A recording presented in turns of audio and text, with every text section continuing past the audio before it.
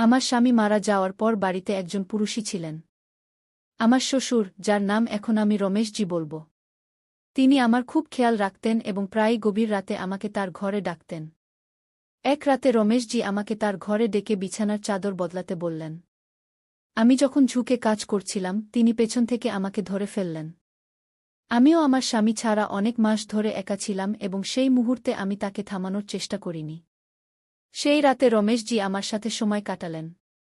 পরের দিন আমার শাশুড়ি, যাকে আমি এখন মঞ্জু মা বলব, আমাকে ডাকলেন। বোমা, একটু জল আনো। তোমার শ্বশুর এসেছেন। তার কথা শুনে আমি আমার ঘর থেকে বেরিয়ে এলাম। আমি জানতাম না তিনি কোনো শ্বশুরের কথা বলছেন। কারণ আমার আসল শ্বশুর তো 3 বছর আগে মারা গেছেন। আমি রান্নাঘর থেকে জলের গ্লাস নিয়ে হলে পৌঁছলাম। সেখানে একজন ব্যক্তি বসেছিলেন যাকে শ্বশুরের বয়সের মনে হচ্ছিল না। আমি ভাবলাম হয়তো কোনো আত্মীয় হবে। আমি সেই ব্যক্তিকে বললাম, ভাইজা জল নিন। মঞ্জু মা হেসে বললেন, ইনি তোমার ভাইজা নন, তোমার শ্বশুর। আমি এক মুহূর্তের জন্য হতবাক হয়ে গেলাম। তিনি বললেন, ইনি আমার দূর সম্পর্কের ভাই অজয়। মঞ্জু মায়ের বয়স 55 বছর ছিল। কিন্তু সামনে বসে থাকা অজয়কে 35 বছরের মনে হচ্ছিল। তিনি বললেন, অজয় প্রথমবার আমাদের বাড়িতে এসেছে। তুমি একে আগে কখনো দেখনি।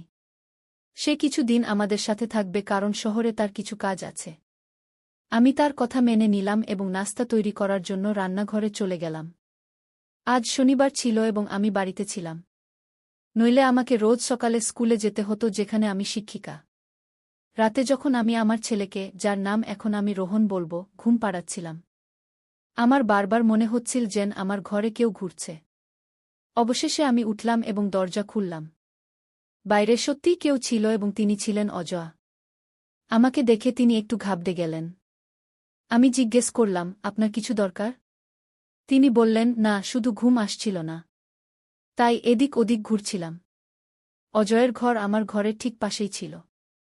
তাই আমি তাকে বলতে পারছিলাম না যে আপনি আমার ঘরের বাইরে কেন ঘুরছেন। আমি বললাম, ঠিক আছে, এবং আমার ঘরে ফিরে যেতে লাগলাম। তখনই তিনি আমার হাত ধরে ফেললেন। তার চোখে হালকা হালকা জল ছিল। তিনি আমার চোখের জল মুছে জিজ্ঞেস করলেন, আমি কি তোমার ঘরে আসতে পারি? আমি না বলার সাহস জোগাতে পারলাম না।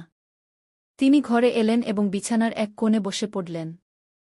রোহন সেখানে ঘুমোচ্ছিল।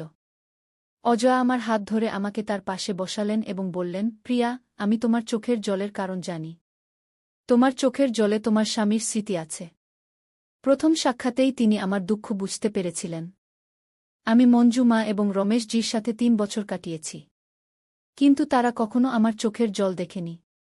অজয় আমার হাত ধরে বললেন, যা হয়ে গেছে তা ভুলে যেতে হবে। আমি বুঝতে পারছিলাম তিনি কি বলতে চাইছেন, কিন্তু আমার চোখের জল থামছিল না। তিনি আমার জন্য জল আনলেন। জল পান করার পর আমি একটু শান্ত হলাম। তারপর তিনি তার ভ্রমণের গল্প শোনাতে লাগলেন।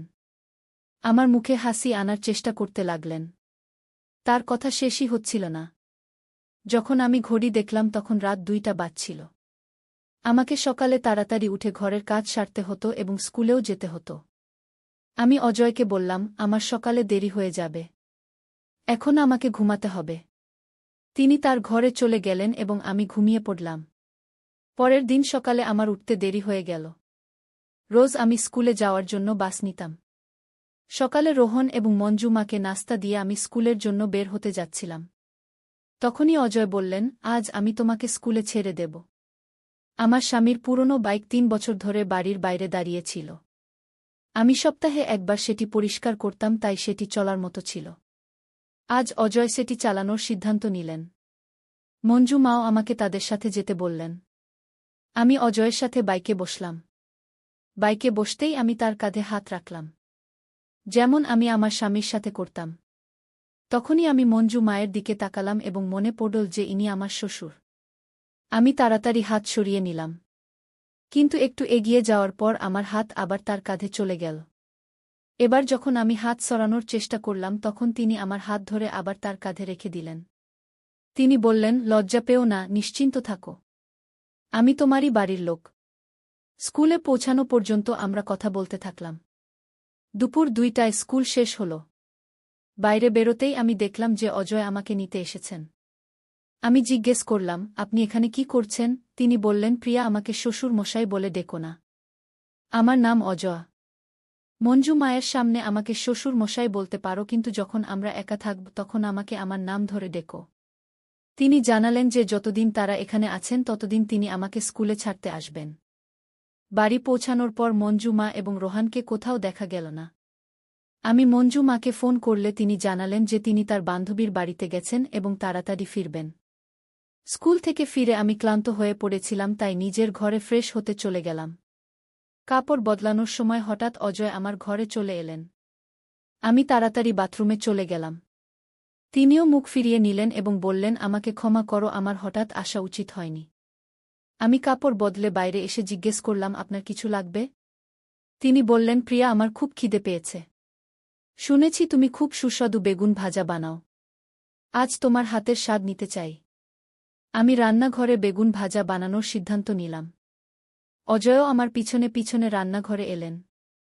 সবজি বানানোর সময় হঠাৎ গরম তেলের ছিটে অজয়ের বুকে পড়ল, তিনি ব্যথায় কাতরে উঠলেন। আমি আমার ঘর থেকে ক্রিম এনে তার বুকে লাগালাম। সেই সময় আমি তার খুব কাছাকাছি ছিলাম। আমার মনোযোগ ক্রিম লাগানোর দিকে ছিল, কিন্তু আমার মন অন্য কোথাও চলে যাচ্ছিল। তিনি বললেন, তোমার হাত যেমন আমার বুকের উপর চলছে তেমনি আমার সমস্ত ব্যথা উধাও হয়ে গেছে। আমি তার মুখের দিকে তাকালাম তো তার অবস্থা ঠিক মনে হল না। আমি ধীরে ধীরে তার থেকে দূরে সরে যেতে লাগলাম। তখনই মঞ্জু মা সেখানে চলে এলেন। আমাকে অজয়ের এত কাছাকাছি দেখে তিনি আমাকে অদ্ভুত চোখে দেখতে লাগলেন। আমি চোখ নামিয়ে নিলাম এবং নিজের কাজে লেগে গেলাম। মঞ্জু মা এই বিষয়ে কিছু বললেন না। কিন্তু এখন তার আমার পিছনে থাকাটা আমাকে খটকা লাগতে লাগল। আমি তাকে অভিযোগ করার সাহস জোগাড় করতে পারলাম না। রোহান এখন তার নতুন দাদুর সাথে খুব মিশে গিয়েছিল। সে রাতে ঘুমানোর আগে অজয়কে আমাদের ঘরে আনত এবং তাদের সাথে খেলত।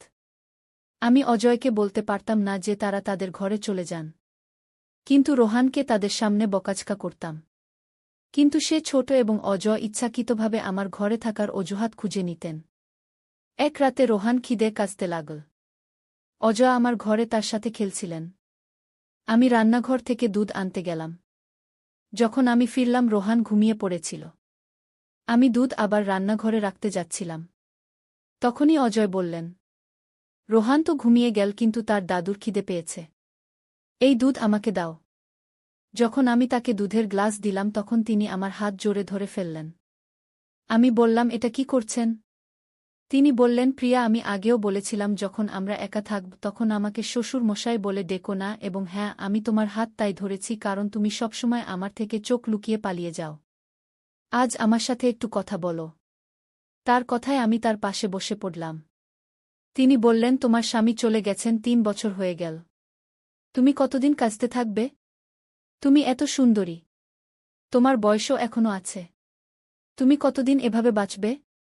তোমার না, কিন্তু রোহানের তো তার বাবার প্রয়োজন। আমি ভেবেছিলাম যে আমি দ্বিতীয় বিয়ের বিরুদ্ধে। আমি এই বিষয়ে বেশি কথা বললাম না। তবুও তিনি আমাকে বোঝাতে থাকলেন। তিনি জিজ্ঞেস করলেন, যদি তুমি কাউকে বিশ্বাস না করো তাহলে বলো আমি তোমাকে কেমন মনে হয়। তার প্রশ্নে আমি তাকে দেখতেই থাকলাম। অজয়ের আসার পর বাড়ির পরিবেশ বদলে গিয়েছিল, কিন্তু আমি তার সম্পর্কে এমনটা কখনো ভাবিনি। আমি তার কথার জবাব দিলাম না। তিনি নিজের ঘরে চলে গেলেন এবং আমি দরজা বন্ধ করে ঘুমিয়ে পড়লাম। পরের দিন সকালে হলে আমি দেখলাম যে রোহান অজয়ের কোলে ছিল। আমি সঙ্গে সঙ্গে রোহানকে তার কোল থেকে টেনে নিলাম এবং নিজের ঘরে চলে গেলাম। পিছনে পিছনে মঞ্জু মাও চলে এলেন। তিনি বললেন, প্রিয়া, এটা কি করছ? তুমি তোমার শ্বশুর মশাই থেকে এভাবে কেন পালাচ্ছ? রোহান কত খুশি হয়ে তার দাদুর সাথে আছে। অজয় তাকে খাওয়াচ্ছিল এবং তুমি তাকে এভাবে টেনে আনলে যেন সে কোনো অচেনা লোক। আমার তোমার এই আচরণ একদম পছন্দ নয়। তার কথা শুনে আমি কিছু বলতে পারলাম না। সেদিন স্কুলে যাওয়ার জন্য বের হওয়ার সময় আমি অজয়কে কিছু বললাম না। কিন্তু মঞ্জু মা কঠোরভাবে বললেন, তোমাকে বাসে যাওয়ার দরকার নেই। অজয় তোমাকে ছেড়ে দেবেন। আমি চুপচাপ অজয়ের সাথে বাইকে বসে পড়লাম। স্কুলে পৌঁছানোর সময় আমি চুপ ছিলাম। স্কুলের গেটে আমাকে ছেড়ে দিয়ে অজয় বললেন, প্রিয়া, তুমি কি আমার উপর রাগ করেছ? আমি তার দিকে তাকালামই না এবং স্কুলে চলে গেলাম। স্কুলে আমার বান্ধবী নেহা আমাকে বলল, প্রিয়া, গত কয়েকদিন ধরে আমি দেখছি অজয় তোমার সাথে কেমন কথা বলছে। তোমাকে স্কুলে ছাড়তে আসে। মনে হয় তার মনে তোমার জন্য কিছু বিশেষ আছে। আমি তার কথার উত্তর দিইনি। কিন্তু এই সব আমার কাছে অদ্ভুত লাগছিল। অজয়ের আমাদের বাড়িতে আসার আসল উদ্দেশ্য কি ছিল? এটা আমি বুঝতে পারছিলাম না। তার কথা বলার ধরন শ্বশুরমশাইয়ের মতো ছিল। কিন্তু তার চোখ আমার দিকে একজন পুরুষের মতো ছিল। পরের দিন স্কুলে একটি অনুষ্ঠান ছিল। আমার সেখানে যাওয়ার একদম মন ছিল না। সেদিন মঞ্জু মা তার বোনের সাথে বাজারে গিয়েছিল। আমার দুপুর 1:00টায় স্কুলে যাওয়ার কথা ছিল। কিন্তু আমার মুড ছিল না। নেহা বারবার ফোন করে আমাকে ডাকছিল। কিন্তু আমি তার ফোন কেটে দিয়ে আমার ঘর পরিষ্কার করতে লাগলাম। তখনই অজয় আমার ঘরে এলেন। তার হাতে একটি সুন্দর শাড়ি ছিল। তিনি শাড়িটি আমার হাতে দিয়ে বললেন, এটি পরে তৈরি হয়ে যাও।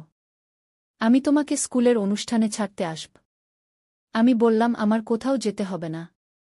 আপনি কে এটা ঠিক করার যে আমার কোথায় যেতে হবে? তিনি বললেন, তোমার কথা ঠিক।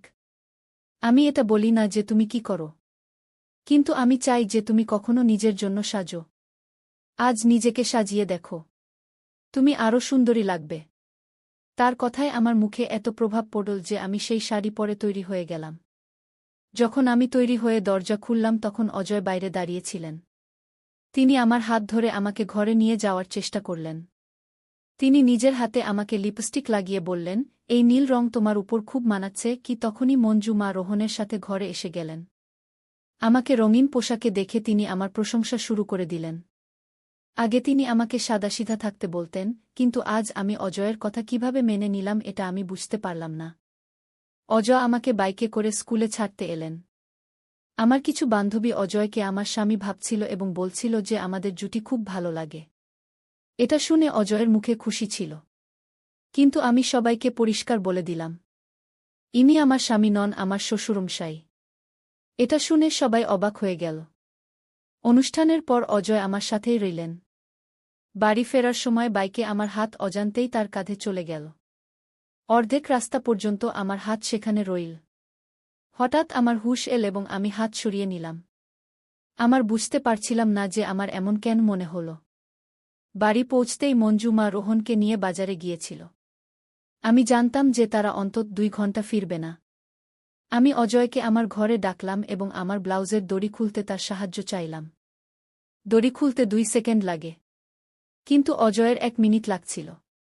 আমি তার মুখ দেখলাম এবং তার হাত ধরে নিলাম। আমি বললাম, আমার বুঝতে এসে গেছে যে তুমি আমার কাছ থেকে কি চাও। অজয়ের হাত এখন আমার কাঁধে ছিল। তিনি বললেন, প্রিয়া, তুমি আমার উদ্দেশ্য বুঝে গেছ।